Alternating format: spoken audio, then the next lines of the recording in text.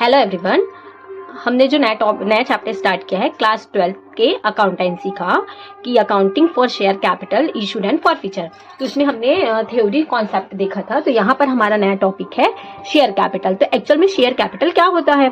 तो मीनिंग है उसका, the total capital of the company is divided into unit of small fixed denomination इस सच unit is called share. मतलब company का जो टोटल कैपिटल होता है उसको छोटे छोटे यूनिट्स में क्या किया जाता है, फिक्स्ड यूनिट्स में डिनोमिनेट छोटा छोटा पार्ट डिवाइड कर दिया जाता है। तो उसे ही हम किस नाम से जानते हैं? शेयर के नाम से जानते हैं। तो एक्चुअल में जो टोटल कैपिटल होगा कंपनी का वो कहलाएगा शेयर कैपिटल। और यहाँ पे हमने शेयर किसको कन्वर्ट कर दिया?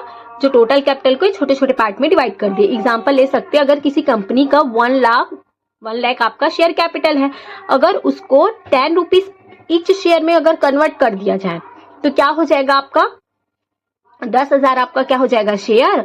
एक शेयर की वैल्यू 10 रुपए, तो टोटल कंपनी का क्या हो जाएगा? शेयर कैपिटल आपका टोटल 1 लाख। तो यहाँ पर यूनिट या पर शेयर की प्राइस क्या हो जाएगी? 10 रुपीज।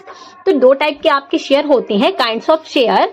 तो फर्स्ट है आपका इक्विटी शेयर, सेकंड है preference share. Equity share company के ओनर होते हैं और प्रेफरेंस शेयर कंपनी के मेंबर होते हैं। तो यहाँ पर उनके कुछ डिफरेंस बोल सकते हैं। तो इक्विटी शेयर कौन है? इनको इक्विटी शेयर को हम बोलते हैं वोटिंग राइट। इसको वोटिंग राइट होता है, कंपनी की मीटिंग में वोट दे सकते हैं, और प्रेफरेंस शेयर को वोटिंग राइट नहीं होती है। इनका जो डिविडेंड है वो कोई भी फिक्स्ड नहीं होता, बट प्रेफरेंस शेयर का डिविडेंड फिक्स्ड होता है। डिविडेंड क्या होता है? कंपनी का जो प्रॉफिट होता है वो शेयर होल्डर्स को क्या किया जाता है?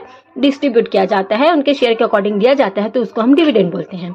इनका क्या है? इक्विटी शेयर को issue of share is compulsory. मतलब हर कंपनी को इक्विटी शेयर इशू करना कंपलसरी होता है, but issue of share is not compulsory. Preference share को इशू करना कंपलसरी नहीं होता है, और not fixed rate regularly. Equity share का कोई भी फिक्स्ड रेट नहीं होता, बट प्रेफरेंस शेयर का फिक्स्ड रेट रेगुलरली होता है।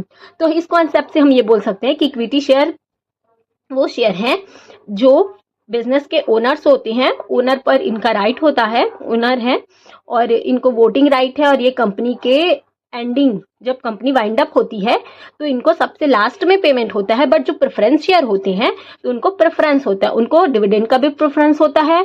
उनको जब कंपनी वाइंड अप होती है, वाइंड अप मतलब क्लोज होती है, तो उस समय भी पेमेंट पर क्या होती है? उनको प्रेफरेंस होता है। तो इस तरीके से इक्विटी शेयर और प्रेफरेंस शेयर में कुछ डिफरेंसेस हैं। Thank you.